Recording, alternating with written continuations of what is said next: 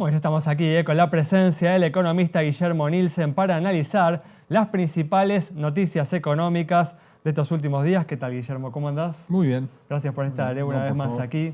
Y comentábamos en el primer bloque que continuó en estos últimos días la presión sobre el dólar, que hoy cerró en torno a los 25 pesos con 50, muy cerca de su récord histórico.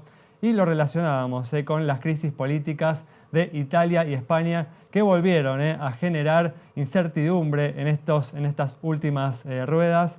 ¿Qué pasa, Guillermo, con el mundo que se ha vuelto, ¿no?, de repente tan hostil para la Argentina? Se argentinizó, ¿no? El mundo se argentinizó y tiene sus propios problemas.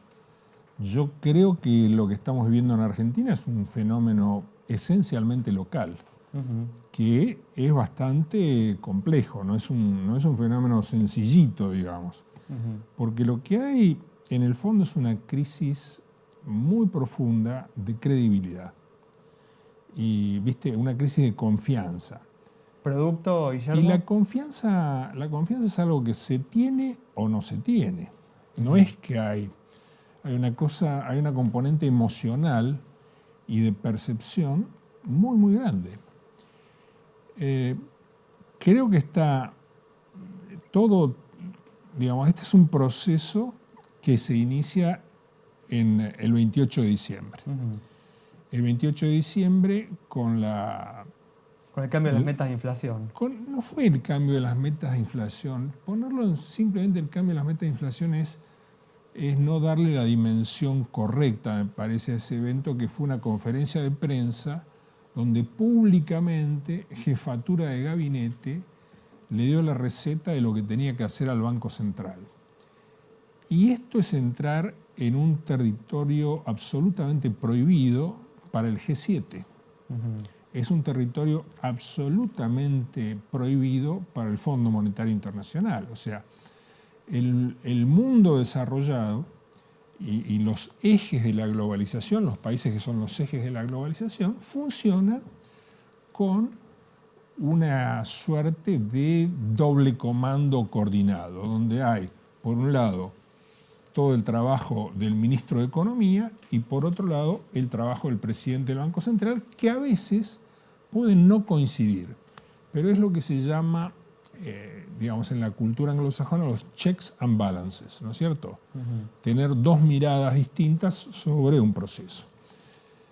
En la conferencia del día 28, el mensaje que le mandó el jefe de gabinete Peña a los grandes fondos de inversión fue que eso en Argentina quedaba simplificado, que a partir de ahora lo que importaba era la visión de la economía que tenía jefatura de gabinete.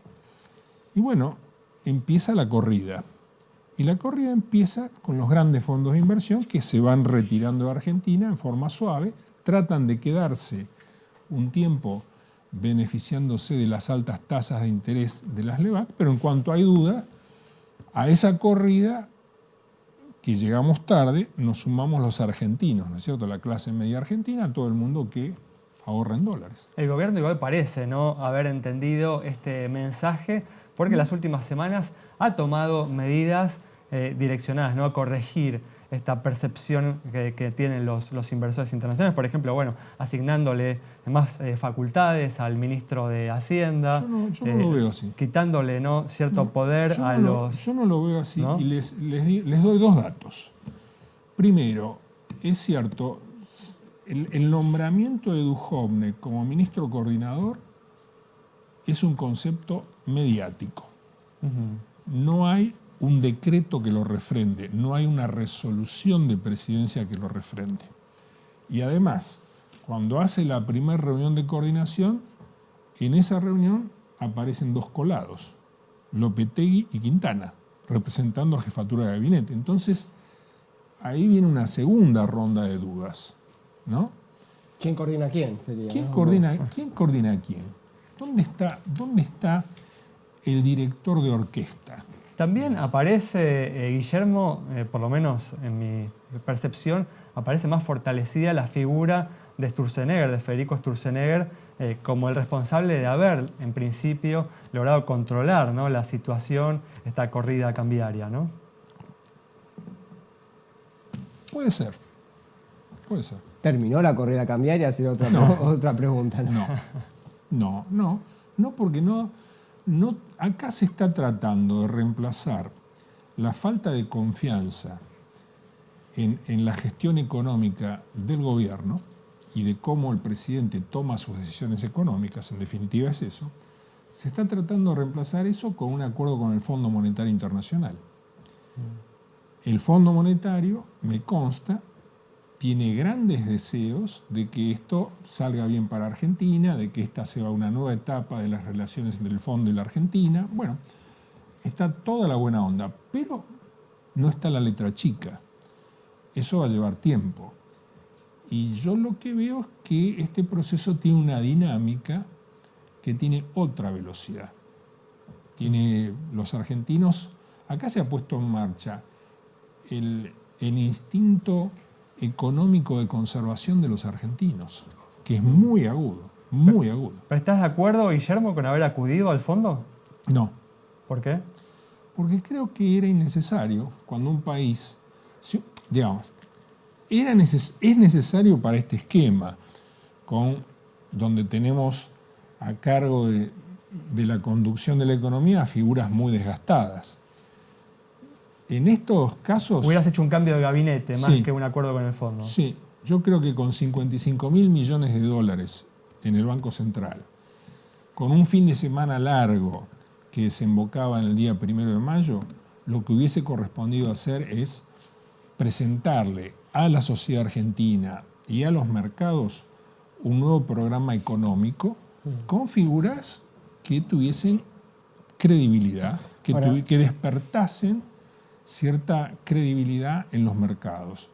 Eso no se hizo. Pero dejando de lado, Guillermo, decía, falta la letra chica, ¿no? El ajuste supuestamente que va a pedir el fondo es un ajuste parecido a que el gobierno quería hacer. Digo, teniendo en cuenta eso... No sé si el gobierno lo quería hacer. Si el gobierno realmente hubiese tenido idea de dónde estaba parado, ya lo hubiera hecho el ajuste el año pasado, por ejemplo. No, la pregunta es si no es mejor financiarse con el Fondo Monetario al 4% que a 8% en los mercados. No.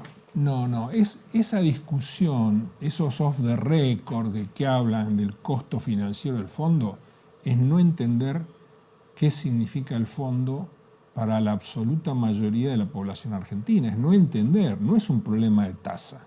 El que lo pone como que esto es un problema de tasa no está entendiendo dónde está parado. No es un tema contable. No es un tema contable, no es un tema de cuánto es la tasa. Es la connotación política y el costo político que esto tiene. Tenemos 40 segundos para ir cerrando. Guillermo, ¿sos pesimista entonces, de acuerdo a lo que uno percibe? Mirá, soy cuidadoso porque no veo un diagnóstico adecuado a lo que yo estoy viendo. Entonces tengo que ser absolutamente prudente. Yo creo que esto no está resuelto y que todavía vamos a tener que a seguir remando, como siempre hacemos en Argentina, ¿no? Bueno, muchas gracias, No, por Guillermo. favor, a ustedes. El análisis detallado de Guillermo Nielsen sobre la situación actual de la Argentina, la necesidad de llevar adelante medidas con mayor firmeza para resolver esta situación difícil en la que nos encontramos. Nos reencontramos el próximo viernes a las 20 horas aquí en Metro.